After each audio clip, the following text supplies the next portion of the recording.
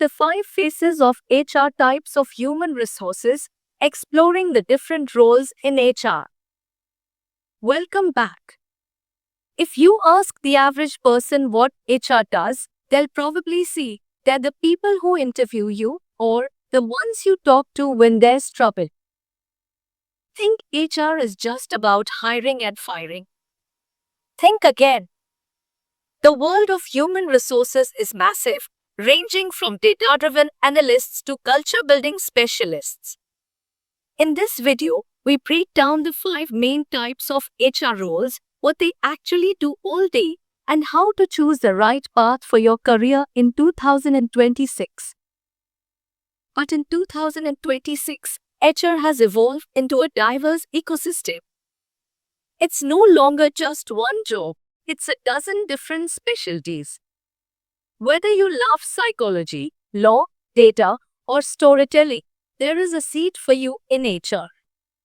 Today, we are breaking down the 5 most common types of human resources so you can find your perfect fit. Type 1. The generalist, the jack of all trades. Most people start here. An HR generalist is the backbone of small to mid-sized companies. The role: you do a little bit of everything: onboarding, benefits, employee relations, and compliance. The vibe: no 2 days are the same. You are the first point of contact for every employee question. Best for people who get bored doing the same thing every day and want to understand how a business works from top to bottom. Type 2. Recruitment and talent acquisition, the hunterless. If you love networking and selling a vision, this is for you. The role: finding, attracting, and hiring the best talent. This includes recruitment marketing and executive headhunting. The vibe: it's high energy and often target driven. You are essentially a matchmaker between a company's needs and a person's dreams. Best for extroverts, great communicators, and people with a sales mindset. Type 3. Comp and Ben People Analytics, the number crunchers. For those who love logic over fluff, we have compensation and benefits, or the newer field of people analytics.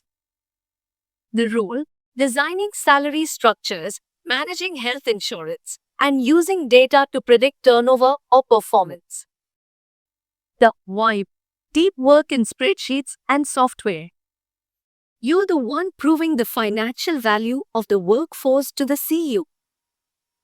Best for analytical minds, math lovers, and those who enjoy solving complex puzzles.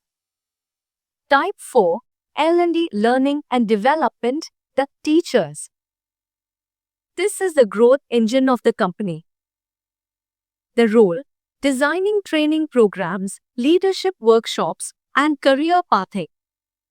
You ensure the team is smarter this year than they were last year. The vibe: creative and inspiring. You're looking at the long-term potential of every employee. Best for former educators, coaches, and people passionate about personal growth. Type 5. Employee Relations and Culture, the architects. This is the most human part of human resources. The role: managing conflicts, internal communications, diversity and inclusion, DE, and overall workplace culture.